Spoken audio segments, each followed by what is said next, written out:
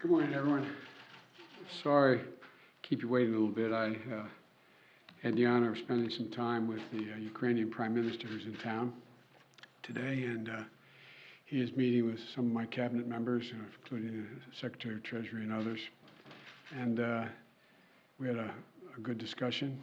I've talked about what I'm about to tell you about today, as well as he was thanking the American people for their support, understands it's significant, and we talked about keeping everyone together in terms of Europe, the European Union, and others in the effort to stop Putin's brutality.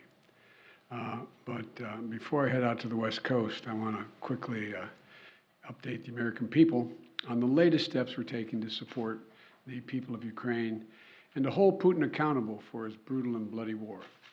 Russian forces have retreated from Kyiv, leaving behind them a horrifying evidence, and you've seen it, you reported it, your folks.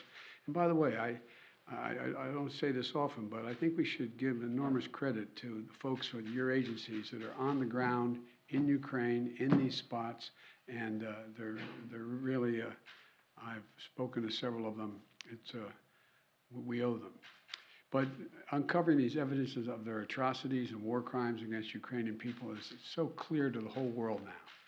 Now they've launched and refocused their campaign to seize new territory in eastern Ukraine. And we're in a critical window now of time where they're going to set the stage for the next phase of this war.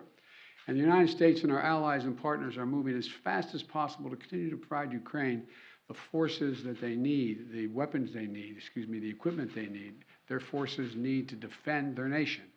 Last week, I signed an $800 million package of security assistance to Ukraine that included new capabilities like artillery systems and armored personnel carriers, equipment that is responsive to Ukraine's needs and tailored to support the intensified fighting in the Donbas region, which is a different war than in other places because both topographically it's different.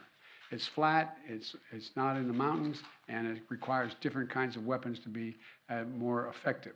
Today, I'm announcing another $800 million to further augment Ukraine's ability to fight in the east, in the Donbas region. This package includes heavy artillery weapons, dozens of howitzers, and 144,000 rounds of ammunition to go with those howitzers. It also includes more tactical drones. In the past 2 months, we've moved weapons and equipment to Ukraine at record speed. We've sent thousands of anti-armor and anti-missile helicopters, drones, grenade launchers, machine guns, rifles, radar systems. More than 50 million rounds of ammunition had already been sent. The United States alone has provided 10 anti-armor systems for every 1 Russian tank that's in Ukraine, a 10-to-1 ratio.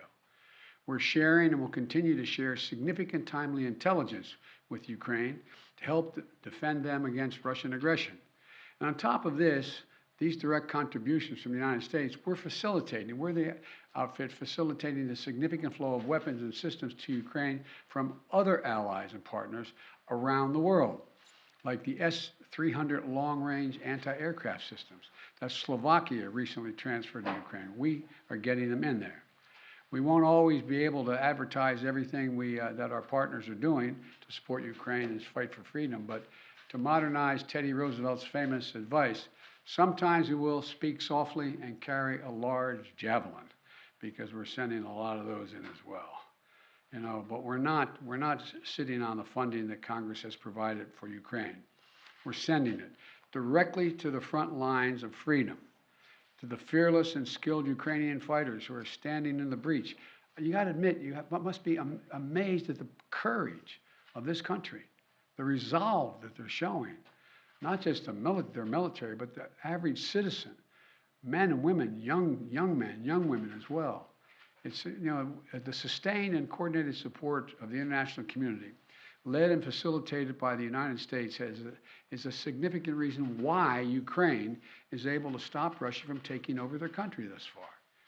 Every American taxpayer, every member of our armed forces can be proud of the fact that our country's generosity and the skill and service of our military helped arm and repel Russia's aggression in Ukraine, to beat back Putin's savagery that tried to seize Ukraine's capital and wipe out Ukraine's government. The Battle of Kyiv was a historic victory for the Ukrainians. It was a victory for freedom, won by the Ukrainian people with unprecedented assistance by the United States and our allies and our partners. Now, we have to accelerate that assistance package to help prepare Ukraine for Russia's offensive that's going to be more limited in terms of geography, but not in terms of brutality. Not in terms of brutality. Combined with our recent drawdowns, it will ensure a steady flow of weapons and equipment into Ukraine over the next few weeks. However, with this latest disbursement, I've almost exhausted the drawdown authority I have that Congress authorized for Ukraine in a bipartisan spending bill last month. In order to sustain Ukraine for the duration of this fight, next week I'm going to have to be sending to Congress a supplemental budget request to keep weapons and ammunition flowing without interruption to the brave Ukrainian fighters and continue to deliver economic assistance to the Ukrainian people. My hope is, and my expectation is, Congress would move and act quickly. And I want to thank the Congress, Democrats and Republicans, for their support for the people of Ukraine. Our unity at home, our unity with our allies and partners, and our unity with the Ukrainian people is sending an unmistakable message to Putin. He will never succeed in dominating and occupying all of Ukraine. That will not happen. In addition to bolstering Ukraine's resistance on the battlefield, we're also demonstrating our support for the people of Ukraine. Today, the United States is announcing that we intend to provide an additional $500 million in direct economic assistance to the Ukrainian government. This brings our total economic support for Ukraine to $1 billion in the past 2 months. This is money the government can help use to stabilize their economy, to support communities that have been devastated by the Russian onslaught, and pay the brave workers that continue to provide essential services to the people of Ukraine. You know, these past weeks have seen a terrible human cost of Putin's ambition for conquest and control. Approximately two-thirds of all Ukrainian children have been displaced from their home. More than 5 million Ukrainians have fled their country. It's an absolute outrage. The idea this is happening, approaching the second quarter of the 21st century, is just, Last month when I was in Europe, I announced that the United States would welcome 100,000 Ukrainians so that we share in the responsibility of supporting Ukrainians fleeing Putin's war machine. We've already welcomed tens of thousands of Ukrainians to the United States, and today I'm announcing a program, Unite for Ukraine, a new program to enable Ukrainians seeking refuge to come directly from Europe to the United States. This new humanitarian parole program will complement the existing legal pathways available to Ukrainians, including immigrant visas and refugees processing. It will provide an expedient channel for secure legal migration from Europe to the United States for Ukrainians who have a U.S. sponsor, such as a family or an NGO. This program will be fast, it will be streamlined, and will ensure the United States honors its commitment to go to the people of Ukraine and need not go through our southern border. We're also continuing to ratchet up the pressure on Putin and further isolate Russia on the world stage. Yesterday, the Treasury Department rolled out additional measures to crack down on the entities and individuals attempting to evade our unprecedented sanctions, not just ours, but throughout the West. Today, I'm announcing that the United States will ban Russian-affiliated ships from our ports, as they did in Europe. That means no ship that sails under the Russian flag or that is owned or operated by a Russian interest will be allowed to dock in a United States port or access our shores. None.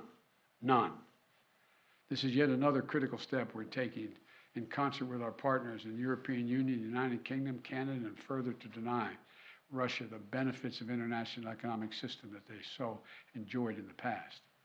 We don't know how long this war will last, but as we approach the 2-month mark, here's what we do know. Putin has failed to achieve his grand ambitions on the battlefield. After weeks of shelling Kyiv, Kyiv still stands. President Zelensky and his democratically elected government still remain in power. And the Ukrainian armed forces, joined by many brave Ukrainian civilians, have thwarted Russia's conquest of their country. They've been bolstered from day one by an unstinting supply of weapons, ammunition, armor, intelligence from the nations of the free world, led by us, the United States. As Russia continues to grind out the military advances and their military advances and the brutalities against Ukraine, Putin is banking on us losing interest. That's been my view. You heard me say this from the beginning. He was counting on NATO, European Union, our allies in Asia, cracking, moving away. He's betting on Western unity will crack. He's still betting on that. And once again, we're going to prove him wrong. We will not lessen our resolve. We're going to continue to stand with the brave and proud people of Ukraine. We will never fail in our determination to defend freedom and oppose tyranny. It's as simple as that. So again, I want to thank the American people. Thank the American people for their support of the Ukrainian people. This is our responsibility, it seems to me, and we've been able to hold the whole world together in this effort. So thank you very much. Thank you. I'm going to take just one or two questions. I got a plane to catch. What does Putin claiming control over Mariupol mean?